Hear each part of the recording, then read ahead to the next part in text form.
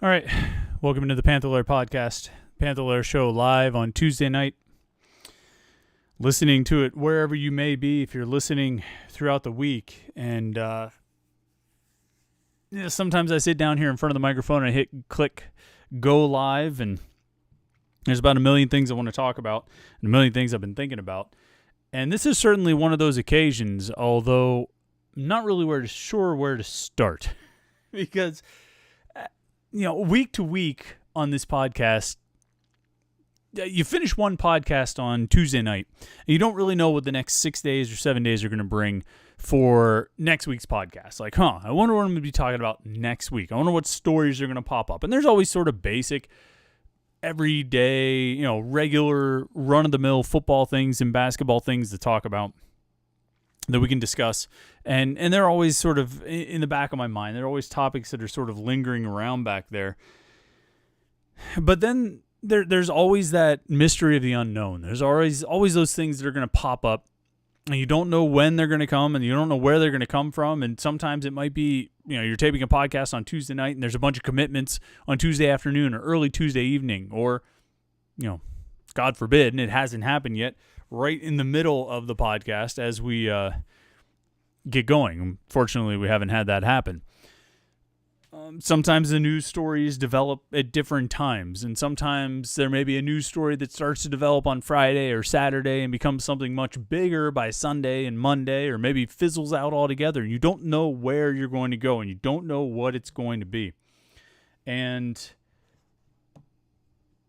as we sit here on Tuesday night, June 2nd, we're at an interesting point.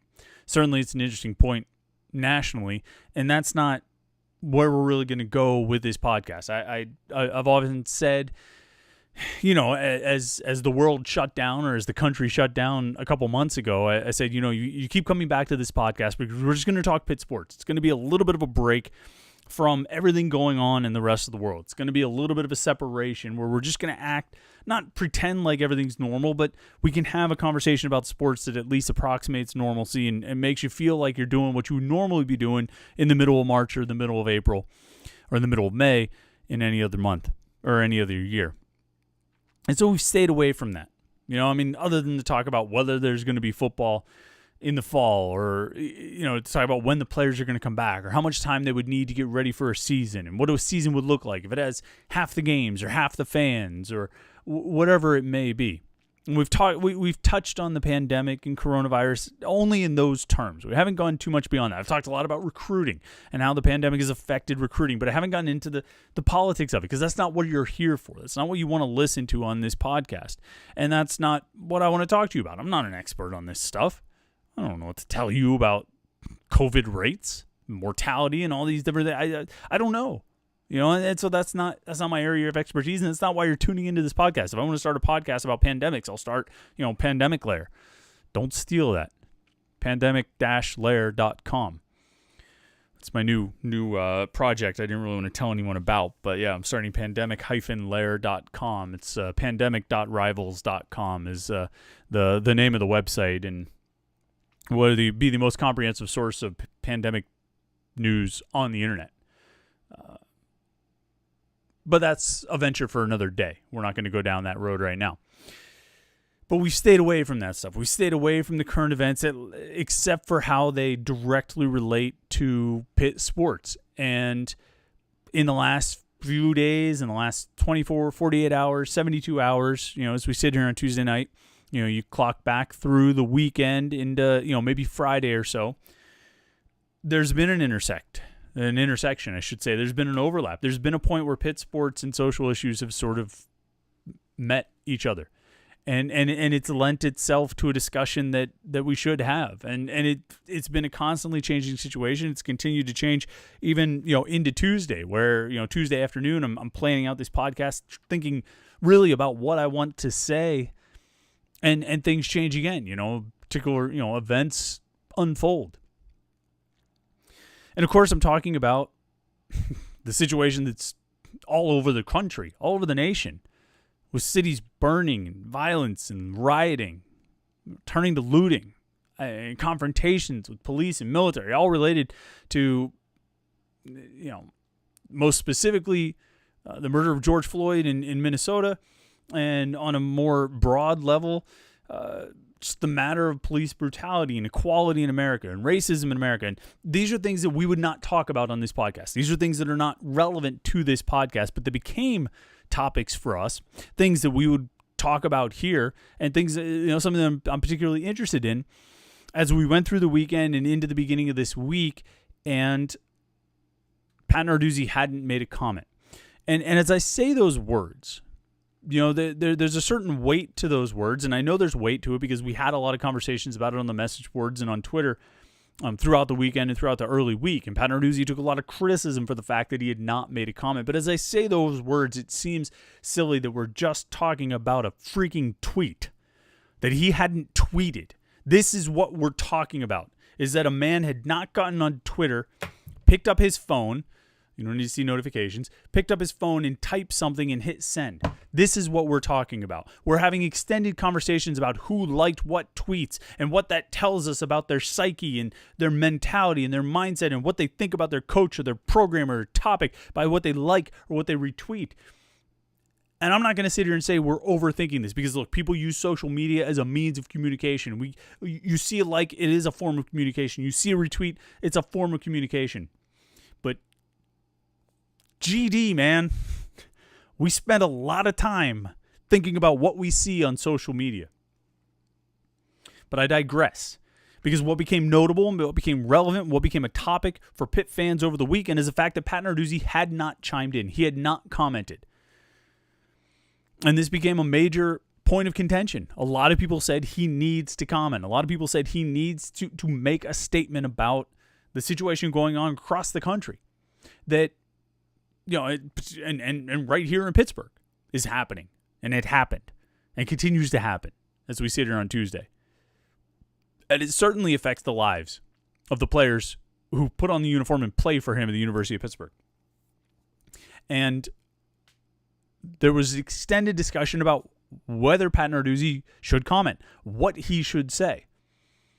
And eventually, on Tuesday afternoon, 4:30 or somewhere around there, or no, maybe earlier, 2:30 or something like that, in the afternoon on Tuesday, Narduzzi finally made a comment. And we'll talk about what he said in a second.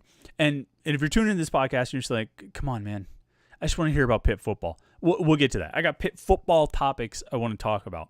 But this thing has been a big topic for Pitt fans in the last few days. And, I mean, we would be ignoring it to not touch on it, if only as briefly as we can make it.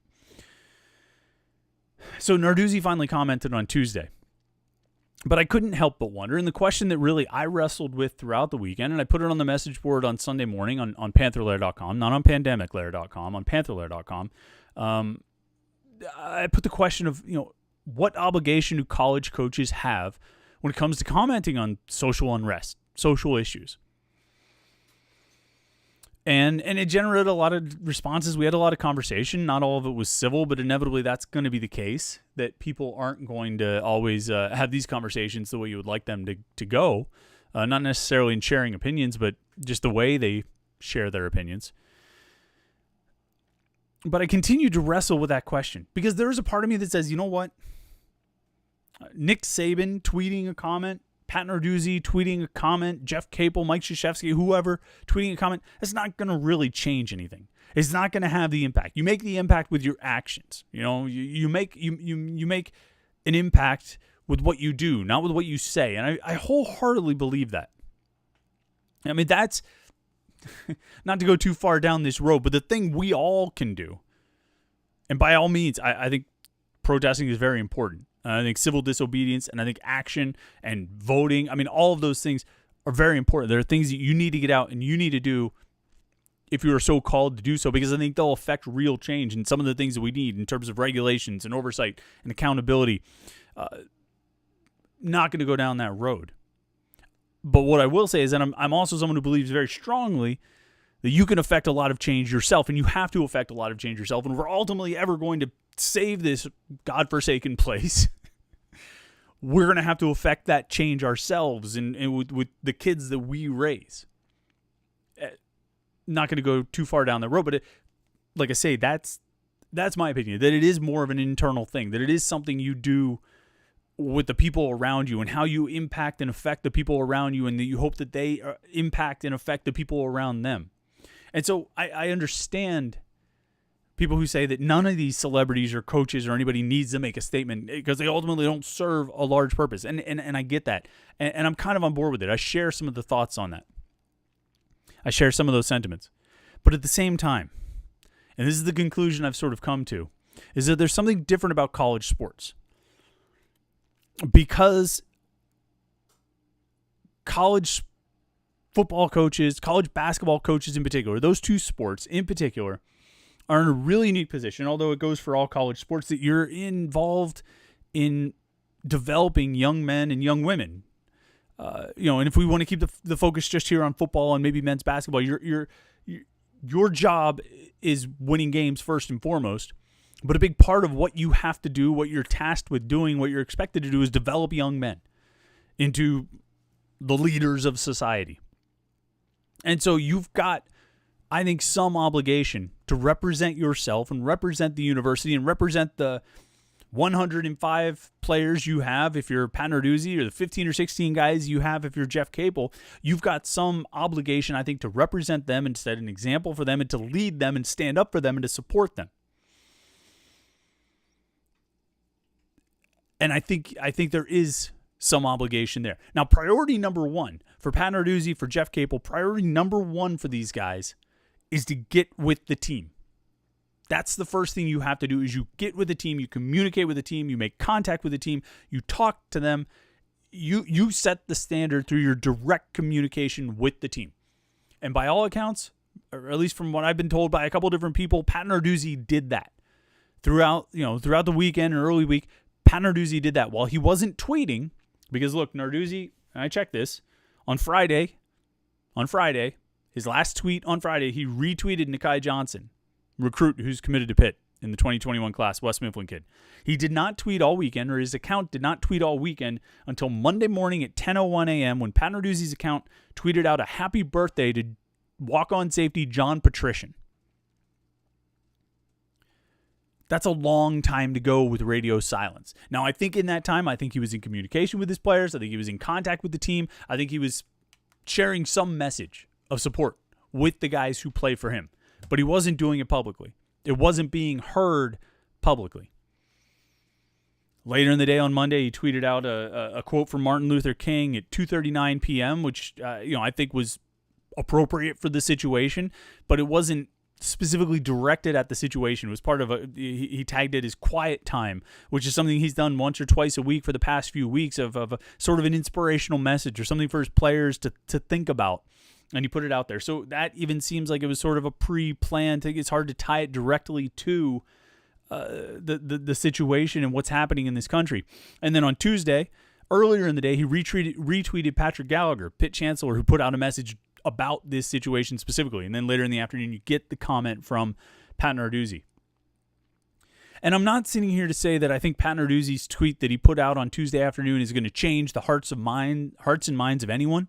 I don't think it's going to be the tipping point that turns things around for the country or anything like that. But I do think when you've got a team of football players and you represent them and you're trying to lead them and you're trying to develop them and help them grow, I do think you have some obligation to make a public show of support for social justice. And I shouldn't use that term because, social justice warriors and that kind of thing. But you have to understand what is important to your team and how best to develop and grow those young men. And I think some of that does come back to taking a stand publicly and showing that support. Now, Narduzzi's tweet, I want to get to this real quick.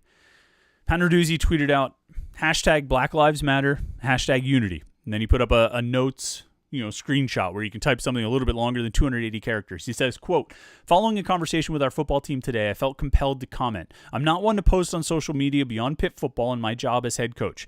My Twitter has stayed away from political or social issues, but after the events of last week when George Floyd was murdered at the hands of 4 police officers, I'm saddened and sickened. There's no place in the world for evil racism. Our university and certainly our football program are committed to working together for a better, more unified society. We are all one, and racism should never be tolerated. Hashtag Black Lives Matter, hashtag unity." Okay. That's not going to change the world. That's not going to save the world. That's not going to undo any of the things that have already done, and it's not going to prevent those things from happening again. All right? The answers to those issues are far deeper than anything that could be accomplished with a tweet from Pat Narduzzi. But I think he hit a lot of the right notes that he needed to hit. And I don't know if Pat Narduzzi was reading or was told about the criticism he was getting either on Twitter or on message boards or where have you. But I think he hit some really important points. First sentence right off the bat. "Following a conversation with our football team today."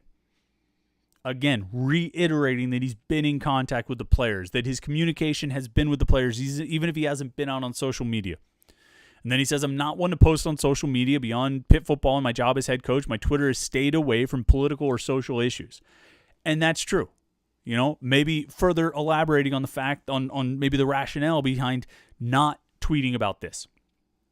And then he says, quote, "George Floyd was murdered at the hands of 4 police officers." And this was, I am saddened and sickened. And this was a concern that I had. Because once you reached a certain point with Narduzzi not commenting on things, once you got through Sunday and got into Monday and then got to Tuesday, really after you got through the weekend and there was still no comment, whenever that comment inevitably came, it was going to ring hollow and feel empty and feel forced for a few reasons. One, it seemed way overdue.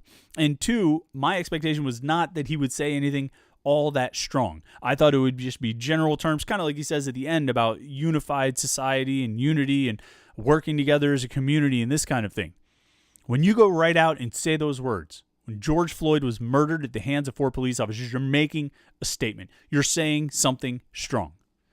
And I commend Pat Narduzzi for doing that. I commend him for coming out with a statement that carries some conviction. Because the comparison that's been drawn, or I think maybe the thing that has really sort of made Narduzzi's silence, or the thing that made Narduzzi's silence over the weekend stand out so much, was that his counterpart with the Pitt men's basketball team was not quiet. He was not silent.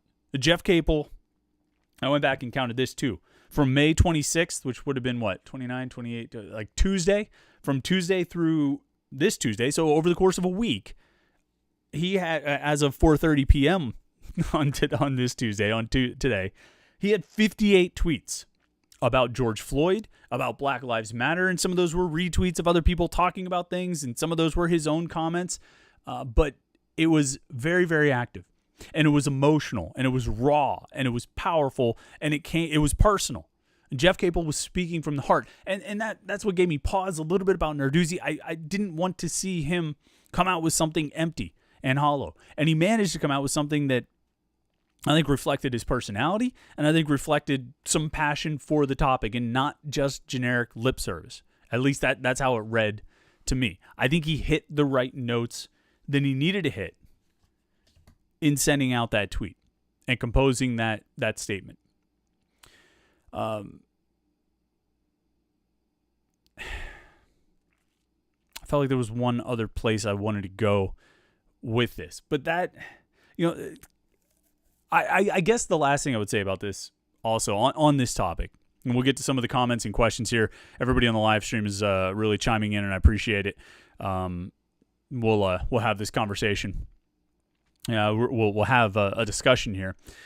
I think, there's also something to be said, and I might have tipped my hand a little bit on this a few minutes ago.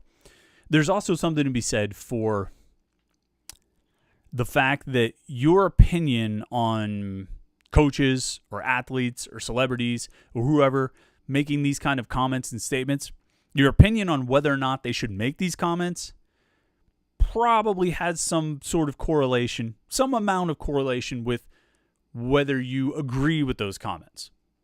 All right? I happen to agree with I'll lay my cards on the table. It's probably not too hard to figure out if you listen to this podcast so far where I stand. I agree with a lot of what Jeff Capel was saying, on the political side, and I have, because he has not been shy since he got to Pitt about speaking his mind on issues not related to Pitt basketball. And I tend to agree with a lot of the things that he says. Not all of them, but a lot of them. And so if you don't agree with him, you might be less inclined to, you might be more inclined, I should say, to offer up the old stick to sports, and it's the same way with journalists. When you see sports journalists chiming in on this topic or that topic, they'll get stick to sports from people who usually tend to disagree with them.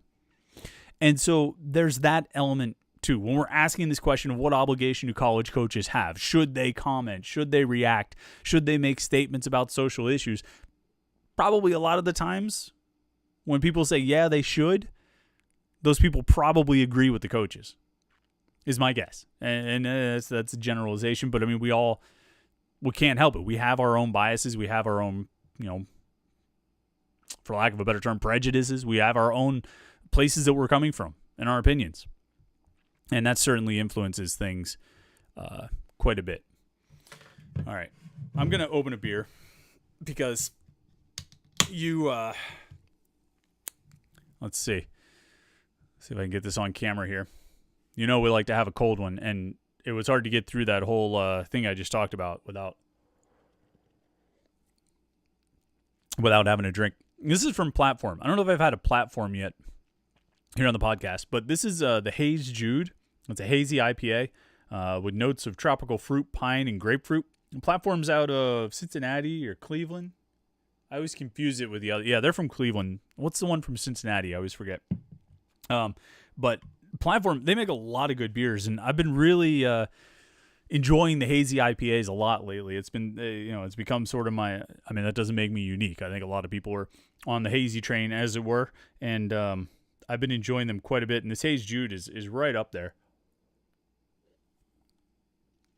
Stylish can, very colorful, and a very good beer. So I highly recommend that. I know you can find Platform all over Pittsburgh.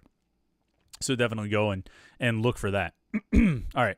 Let's go through some of the comments here and see what we got. Roman says hello. Nice to see you, Roman. Glad you could check in. You've been here since we started the podcast, the live stream of the podcast, so I appreciate you chiming in. Nicholas Timperio, another regular. Glad to see you. Say, this comment was offered early in the podcast. It said, thank you. There are a billion other places to talk Corona or the protest riots. We need and are here for a break. And we'll get into some more football specific stuff, Nicholas. Like I said, I like to week to week try and find some sports related topics that we can talk about, Pitt sports related topics we can talk about. And there's always something to talk about.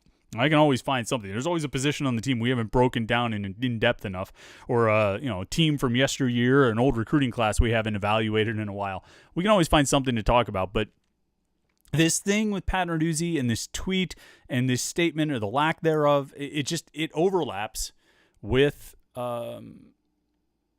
it overlapped with Pitt. I mean, it was a Pitt sports topic. Now the fact that Narduzzi has has made his comment, I think things are going to shift away from it. Somebody just told me today they felt like there's too much politics on the message boards at Panther-Lair.com right now, and I can understand that, because this conversation, this discussion, this topic we're talking about from the last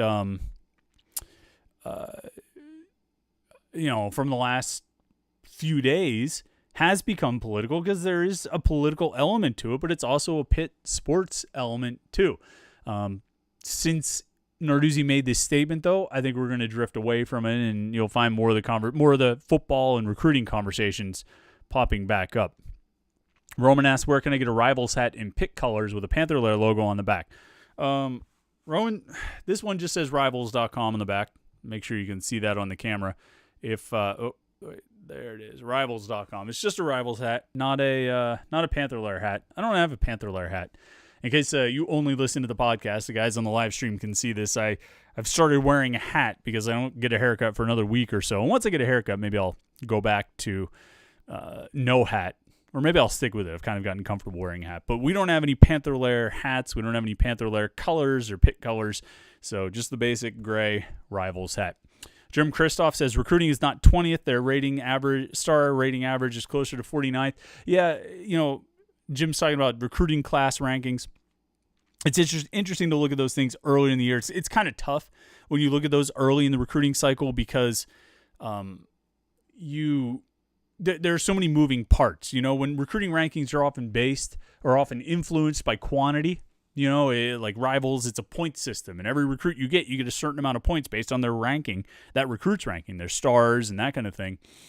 When you have a quantity-based system, a cumulative system, I guess maybe would be another word for it, schools that pile up on commitments like Pitt, or schools that have 13, 14, 15 commitments right now are going to be ranked higher than other schools that maybe have a higher average star ranking. And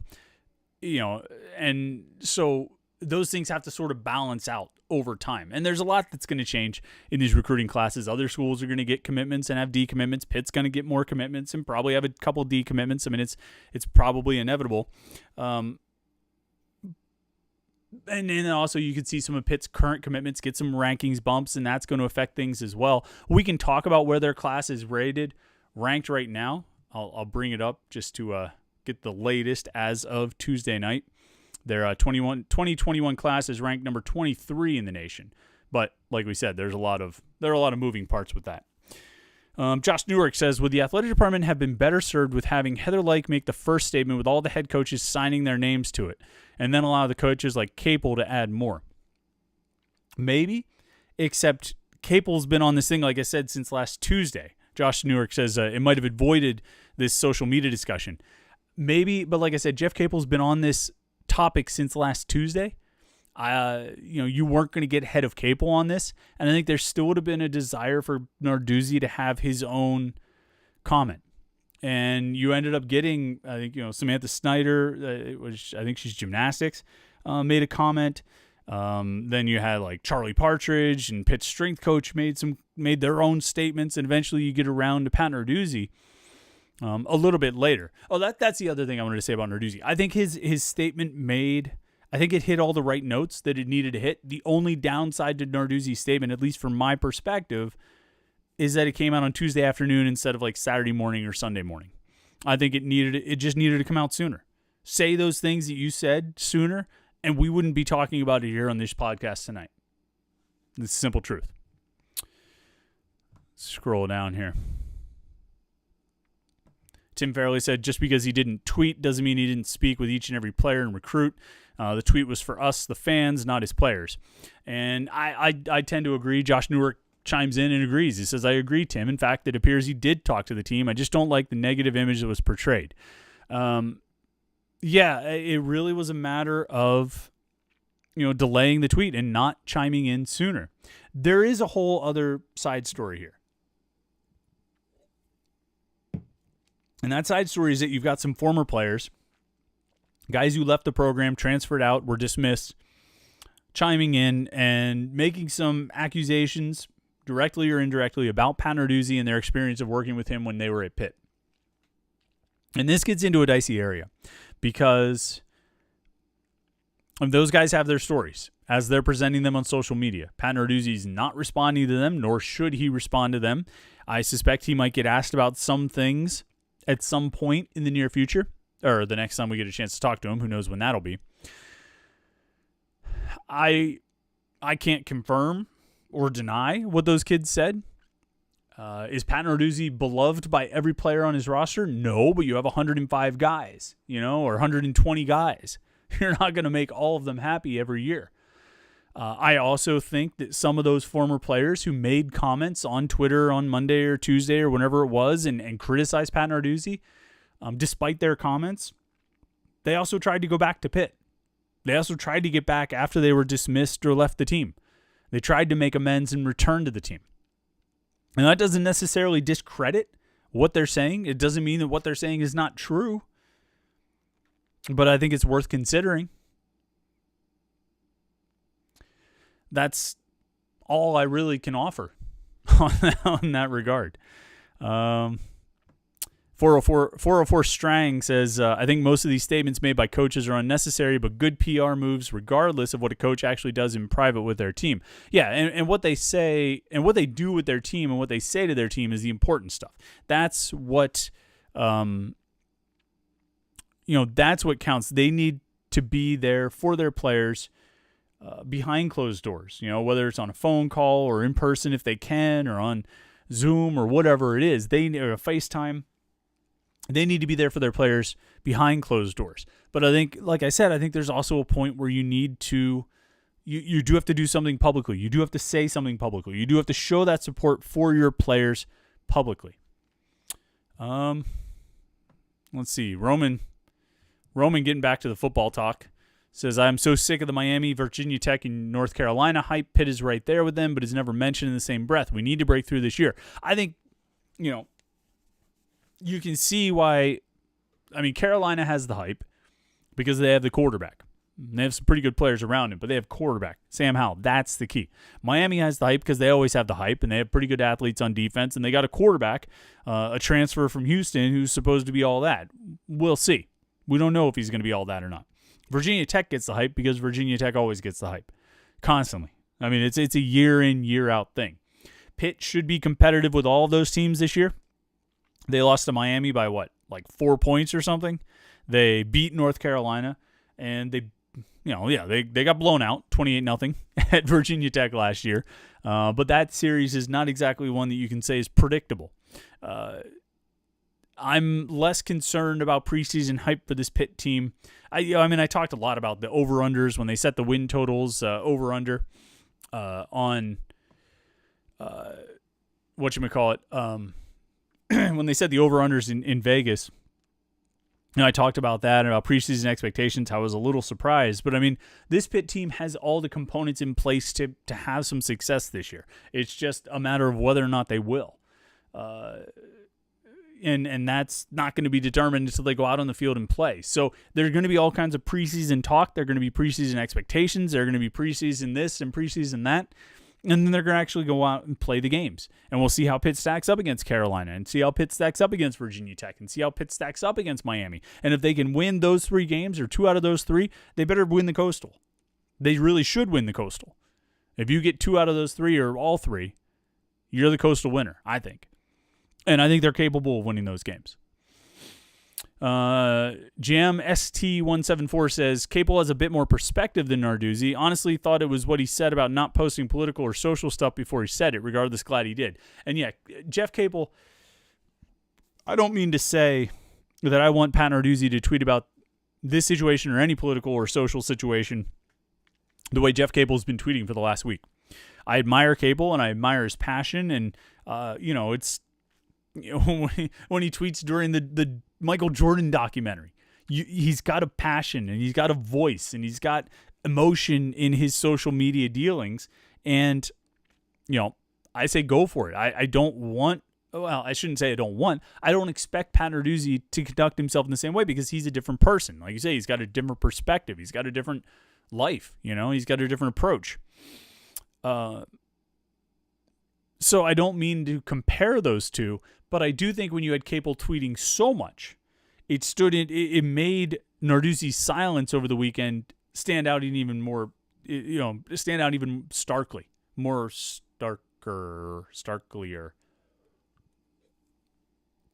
It was more noticeable, I guess is what I would say. Roman says, I saw that David Hale from ESPN.com went through the ACC and looked at fumbles plus drops divided by carries plus targets, and Pitt was the second worst in the ACC at 2.15%. Duke was the next worst at 3.29%. Or no, Duke was the worst at 3.29%. Has to improve next year. Yeah, and I think Roman, you've followed the podcast, you read the website long enough, you've seen me on Twitter enough. You know that my biggest thing about Pitt's offense last year was just the self-induced, mistakes. Whether it was fumbles or interceptions or dropped passes or false start penalties or other procedure penalties. I mean, they made so many mistakes and held themselves back. They were a bigger problem at times than opposing defenses were. And they need to correct that. That's a huge thing that has to be corrected. And again, like we keep saying with this Pitt offense, No matter, it always comes back to this. They only have to be a little bit better. Say it with me. A little bit better. That should be a chant at Heinz Field this year. Like, little bit better. A little bit better. Because if they're a little bit better, they'll win like 10 games. They don't have to average 40 points per game. Just be a little bit better, and they'll win a bunch. Scroll down here. See what we got. Oh, yeah. Royce Beacom brings up a good thing. He says, I think the statement that Capel guys was very good, probably much more feasible versus Narduzzi's just to the number of players that would have had an opinion. Royce is talking about the Pitt basketball team collectively as a team released the statement, and Jeff Capel retweeted it, and it was it was a pretty powerful statement. It was good, and it seemed like the whole team worked together towards that. And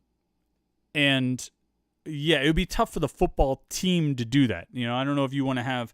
You could have a player's statement. Maybe the leadership council decides it or writes it and the players sign off on it or something like that. It's tougher to do that when you have 100 and some guys than if you have less than 20. But if you haven't seen that, go to the Pitt men's basketball Twitter page and check that out, because it was really a really good statement. It was really strong. On to Green 19 says empathy toward others is not a political agenda. You're right, man. You're right. I think empathy is a pretty important thing, and I think it's something we need to, something we probably could use a little bit more of. Nicholas Imperio says, Pat Narduzzi beat Mike Tomlin to a Twitter statement. And this is true, and this is an interesting sort of contrast, and it's why I sort of made a mention of this early on about the differences that I'm really talking about college coaches. Yeah, Mike Tomlin, as of Tuesday night, or at least when I started this podcast, or when I started going, 40 minutes ago or whenever it was, Mike Tomlin had not made any comments on the situation at all. Not that I've seen. I think the Steelers may have made a comment, but I don't think Mike Tomlin specifically did it. I think Tomlin and Narduzzi are a lot alike in some ways. I think they both are, lean heavily toward keeping things behind closed doors. Circling the wagons, keeping it in the family, all those sort of cliches. I think that's very important for both of them.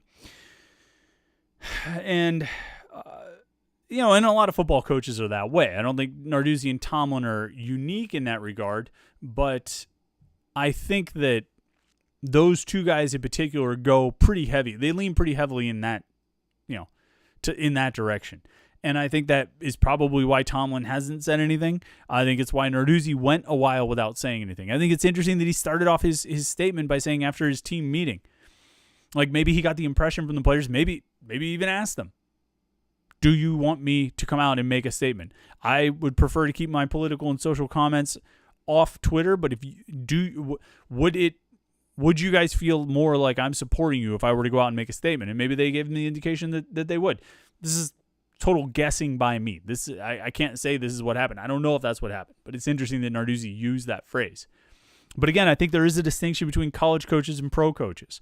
I think in college, because of the young men that you're working with and you're dealing with and you're trying to develop and help grow, I do think your obligations maybe are a little bit different. It's not going to change the world, but I think you maybe have a little bit more of an obligation than some of the it's going to be harder than maybe somebody in the pro ranks. Adam Vinchik, I apologize if I mispronounced your last name there, Adam, but what if Narduzzi is what these ex-players are saying? It's going to be hard to find a new coach in these times, right? Bro, they're not trying to find a new coach, okay? You've got a few tweets from some players who left the program, transferred out, or were dismissed. Some of them even tried to come back to the program. I don't think it's going to launch a large-scale investigation, and I really don't think it's going to lead to Pat Narduzzi getting removed. That would be extreme, and I don't think that's going to happen. So, yeah, it would be really hard to find a new coach in these times. That's absolutely right. That's why no school in their right mind would ever do it. even if these things were true, even if the university had grave concerns about Pat Narduzzi, it would set the program back so far to change coaches in June that it's not even worth considering. It's not something you would do, and it's not something you ever would do unless your coach goes out and kills somebody. Which the guys who transferred out or were dismissed, they did not accuse Pat Narduzzi of doing that. All right. Enough about that. Let's move on. Let's talk about something else. I have been putting up some articles over the last couple of weeks. Call them 2020 questions. Did it last week, did it this week. And last week it was who's going to be the leading rusher? Who's going to be the leading receiver in 2020? And we look back at what guys did last season, and we look at what they, project to do this year, and we kind of, who's the favorite? Who's the dark horse? Who's a newcomer who can impact things? So, when we're talking about the leading rusher, I think I said I think I might have said A.J. Davis was the favorite. Vincent Davis was the dark horse. And then Israel Bonaconda, the newcomer, could potentially factor in there as well. Leading receiver, I said Shaki Jacques Louis was the favorite. I said, who did I even say was the dark horse? Maybe Jared Wayne, maybe Tastier Mack. I forget exactly. And then, of course, the newcomer, Jordan Addison, Jalen Barton in that conversation as well. But today, on Tuesday on Panther-Lair.com, I wrote about sacks and who's going to lead the team in sacks. And this is an interesting one because I picked Patrick Jones as the favorite because I think he's got the strongest overall body of work. I think the coaches believe he might be their best defensive lineman, maybe their best overall defensive player last season. And, it's certainly hard to argue with the numbers. He had 8.5 sacks, 12 tackles for loss. He didn't lead the team in either of those categories. He didn't lead the team in sacks. He tied for the team lead in tackles for loss. But he also had 18 quarterback hurries. And if you remember, early in the season, Jones wasn't really getting the numbers. He wasn't putting up the stats. He wasn't sacking the quarterback. But he was getting close. He was getting there and getting into the backfield, and he ends up with 18 quarterback hurries. He was making an impact. He just wasn't getting a chance to finish the plays. And I think that you felt like there was a chance that he was probably going to break out.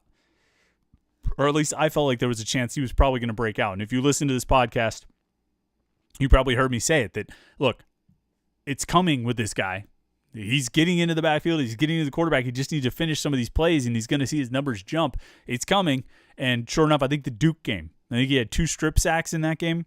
He exploded in that one and it never really looked back. And he finishes with 8.5 sacks on the season, second behind Jalen Twyman, who had 10.5. The first time Pitt was led in sacks by a defensive tackle since 2013. You might have remembered the defensive tackle who did that, who led Pitt in sacks that year. But I don't know if I expect Twyman to repeat as Pitt's leader in sacks in 2020. I think it's tough to be an effective pass rusher at defensive tackle. I think some guys just have the knack. I think some guys are just good at it. Aaron Donald obviously is very good at it. Jalen Twyman might be that guy. I think we'll find out if he does it again this year.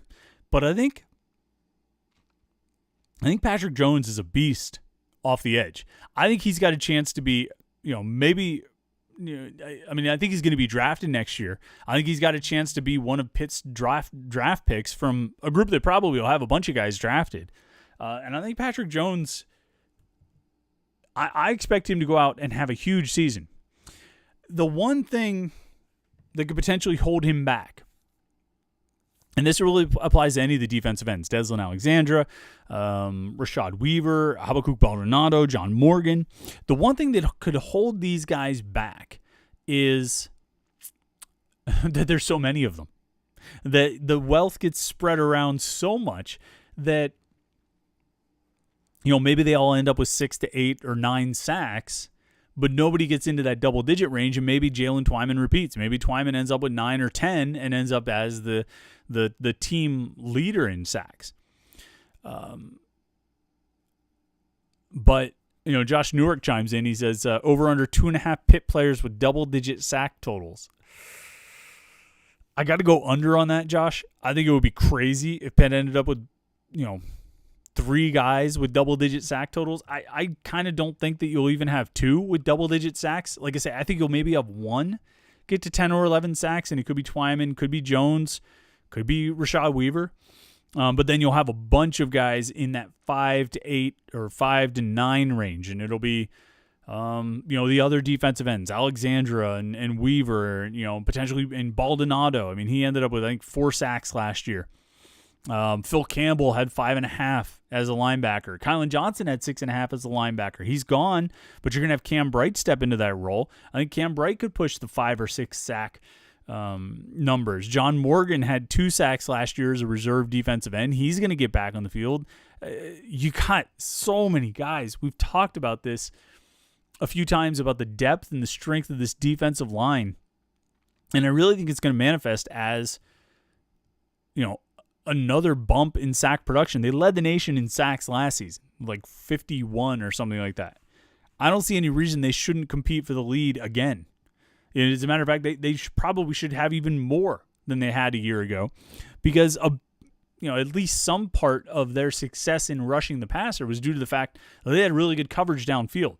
And you always have sort of a little bit of both, right? You always have the good pass rush forces bad throws, it makes the coverage look better, and then the good coverage forces the quarterback to stay in the pocket longer, makes the pass rush look better, right? I mean, they always play off of each other. I think you're going to see that coverage is going to keep being really strong with Jason Pinnock and Damari Mathis and Paris Ford and Damar Hamlin in the secondary. And those guys are going to lock it down back there and give Jones and Twyman and Weaver and Alexandra and Baldonado and Keyshawn Camp and Phil Campbell and John Morgan and Cam Bright, all these guys, is going to give them even more time to get to the quarterback. And I think sack totals will actually climb, which is crazy because they were really high last year. But I think they'll be even better this year in their sacks. And we'll see if, Nicholas Imperio mentions, don't forget Keyshawn Camp. He's been performed well when he's been healthy. It's absolutely true. Keyshawn Camp just hasn't been able to stay on the field, but in his career, he's got 18 games played. He's got 2.5 sacks, 4 tackles for loss, 7 quarterback hurries officially. He just hasn't been able to put together a full healthy season. Get a full healthy season out of Keyshawn Camp and have everybody else stay healthy. You've got a really strong pass rush that's going to make it tough. When you talk about the strengths of the other teams in the Coastal being Sam Howell or Derek King, at Miami, or Hendon Hooker, Virginia Tech, or whoever, you see those strengths. I think Duke got a transfer as well. Pitt's pass rush should be able to go after those guys. Now, Sam Howell is going to be a problem. North Carolina always is. He was able to avoid that pass rush for most of the game in Pitt's win last year until the very end, I think, is when they finally got to him a couple times late in the fourth quarter and in overtime. That's going to be a problem. That's going to be a game where Pitt's going to have to outscore them, where it's going to have to be an offensive shootout, I think, because it seems to be that way a lot against North Carolina, and they have a better quarterback now than they've had in quite some time. But otherwise, this defensive line, this pass rush, should be able to have as much success as it wants against the guys they're facing. And we'll see what the level of O-line play is, but even I feel like 2 years ago I think they faced Ian Book at Notre Dame 2 years ago, right? Like they gave him a hard time. I don't know if they sacked him much, but they were definitely pressuring him a lot. They forced him into some bad throws and, got him on the run. This pass rush should be fairly dominant. And like I say, there's no reason they shouldn't be, if not leading the nation in sacks again, then top 3 or somewhere around there. See if we got any other comments that jump in here. Adam, sorry about your last. Adam V says, with all the pressures, I think there'll be a lot of interceptions as well. And that's something that definitely needs to come up. This team definitely needs to get more turnovers. And for the amount of quarterback pressure that they generated, it's a little strange that they didn't end up with more turnovers than they did get. I think you rush the passer as well as Pitt does, and you should definitely end up with forcing more errant throws, leading to more interceptions, and forcing more fumbles. You know what I mean? More of those strip sacks. And that's something that has to come this year, because you can really flip the field, give your offense a short field. It happened to Pitt a bunch of times last year, right, where the defense had to go out and defend a short field, and they would force field goals, and that was good, but it'd be ideal if they weren't trying to defend, starting at their own 30 or their own 38. You have to be able to get some of those turnovers. And that was probably, if there aren't too many nits to pick with Pitt's defense last season, but that's one of them. They could force more turnovers. You could have gotten more in that department of getting the ball back to the offense. Like, another one is, some of the late game situations where they absolutely could not give up a touchdown drive, and they did. Miami was certainly one of those. I think, I'm trying to think. They were even, Duke, they ended up winning the game, but they gave up that late touchdown drive. It was a time, a point in the game where they absolutely could not do it. But, that's neither here nor there. Really, the biggest thing, they needed to force more turnovers, and those numbers should, if they keep getting pressure the way they have been, those numbers there should be a positive regression of the mean in generating more turnovers. On to Green 19 says, I feel like Kylan Johnson was key in the pass rush situations. Hopefully his production can be replaced. That's where you're going to look at guys like Cam Bright and Phil Campbell. Bright and Campbell sort of split the job opposite Johnson last season. And occasionally they even stepped in for him. I think Bright played that money linebacker spot. I think you'll see Phil Campbell playing the star linebacker and Cam Bright playing the money linebacker. And then, I think Cam Bright can have a breakout season. I think he can be on the verge of really breaking out this year as a pass rusher, as an every down linebacker. And, and I think he did that to some extent last year. He was good. I think he was one of the top 10 tacklers on the team, as a matter of fact. But they need to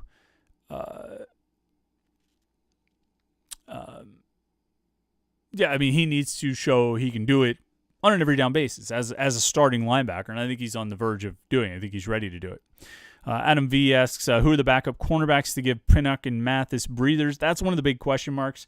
They've got to develop some depth at corner.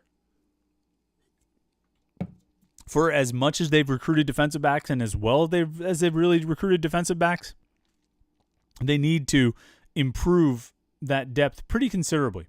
They need to do better in that regard. And they need guys to step up. They need to develop the depth, and they need some guys to step up, whether it's Marquez Williams or A.J. Woods or Judson Tallender or any of the freshmen who are coming in. Hunter Sellers and Javante Royal and Rashad Battle are all going to start off at cornerback. Some of them could move to safety. Some could stay at corner. Some of those guys are going to need to come up.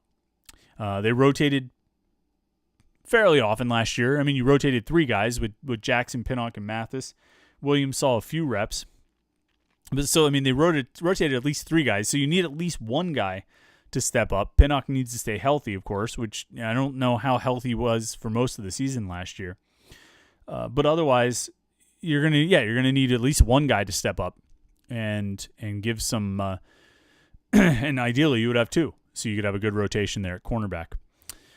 Josh Newark says if Pitt can actually run the ball this year instead of passing 50 times per game and thus keeping the defense off the field, this defense might be really dominant. Yeah, that would help.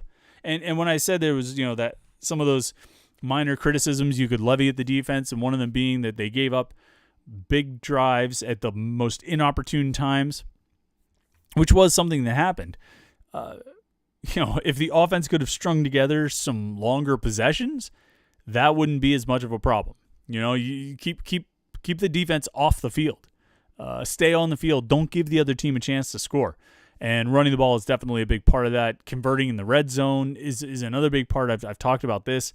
And they need to convert in the red zone, turn those drives inside the 20 into touchdowns more often than they do, and I think the running game can help with that. There's a lot hinging on this offense improving, and a lot of that offensive improvement is hinging on improving the running game. Let's see. Royce Beacom says, think how big the backup to Kenny Pickett is with little running game and an inexperienced arm at quarterback. I'm not sure what you're asking, Royce. Pitt needs a backup quarterback, whether it's Davis Bevel or Nick Patty, or if Joey Yellen's made eligible. I don't think he's going to be eligible to play this year. But, it's going to be, I've said before, it's going to be interesting to see who wins the backup job and who ends up being the backup to Kenny Pickett this season, listed backup, and who actually gets on the field. because that's going to tell us a lot about what the coaches believe about next season, whether Davis Bevel is their guy for next year, for 2021 I'm talking about, or whether Nick Patty is their guy for next year, or if Joey Yellen's eligible, if he's the guy for next year. It's going to be, that was going to be one of the interesting things to watch in spring camp, is whether or not, or not whether or not, but who ended up, establishing himself as the number 2 quarterback. But since we didn't get spring camp, we'll have to see what happens in training camp and who gets listed on the official depth chart, and also who takes the field if they need a backup quarterback. If you have a situation like the Delaware game last year where Kenny Pickett's hurt and you've got an opportunity to sit him out and give him a week to rest, who do they actually go with? Do they go with Nick Patty again, or is it Davis Bevel time, or a little bit of both? Lots of questions to answer. All right, thanks so much for tuning in to this podcast. Everybody on the live stream, thanks for chiming in, getting in the conversation. It's always fun. If you listen to the podcast and you want to be in the conversation, you want to be in the discussion, every Tuesday night at 8:30, youtube.com/Panther-Lair.com, just like it sounds, Pantherlaircom, all one word, youtube.com/Panther-Lair.com. We go live every Tuesday night at 8:30. You watch me talk, which has its ups and downs, but you can also get in on the conversation. You can post your comments, and we can talk and have a discussion about Pitt sports. And just like 404 Strang just chimed in and said, please don't remind me of the Delaware game. Hey, man, they won, right? They won. So we get a beer, and we talk a little Pitt sports. And so tune in because it's fun. And thanks to everybody who did chime in. Dale Gribble says, thanks for your time. Thank you for watching. I appreciate it. Tell a friend. Make sure you subscribe to the YouTube channel. If you're watching the live stream right now, find the little button that says subscribe, hit it, run those numbers up, keep it going, get the Panther-Lair.com YouTube channel bumping, and make sure you check out the website, Panther-Lair.com, Pittsburgh.rivals.com. It's the most comprehensive source of Pitt sports news on the internet, football, basketball, recruiting. We cover it all at Panther-Lair.com. And, of course, we have message boards where you can interact with hundreds and thousands of your closest Pitt fan friends right here at Panther-Lair.com. The message boards are going all day, every day. Yeah, we've been talking a little bit of politics as it relates to Pat Narduzzi and making a statement on the situation of what's going on in our nation. But now Narduzzi made a statement, so I have a feeling our conversations are going to be a little bit more football and recruiting related. But go check it out. We've got great stuff on the basketball side too. Some in-depth rundowns of film reviews of the players on the current team. That stuff is really good. You need to check it out. And then, of course, recruiting content on the football and basketball side. We're all over it at Panther-Lair.com. Tune in this week. We will have a Friday conversation podcast unless another recruit commits on Thursday night. Then we'll just talk about that. But we've got a Friday conversation podcast coming up with a really interesting guest that I think it'll be interesting for you to listen to. Because it's someone you probably have not heard from before. So plan to run that out on Friday. And then, of course, Saturday morning at 8:30, the Panthers Insider Show, Sports Radio 93.7 The Fan. We do this, like this little podcast that we do here. We take it to the radio airwaves and talk there for an hour about Pitt sports, 8 a.m. to 9 a.m., 93.7 The Fan. So check that out. Stay safe this week. Have a good week. Try to look for the positives, but don't lose sight of the negatives because we got to keep an eye on that too. Have a good weekend. Have a good rest of the week. Have a good weekend, and we will talk to you next Tuesday night. Everybody, thanks again for tuning in. We'll talk to you next week.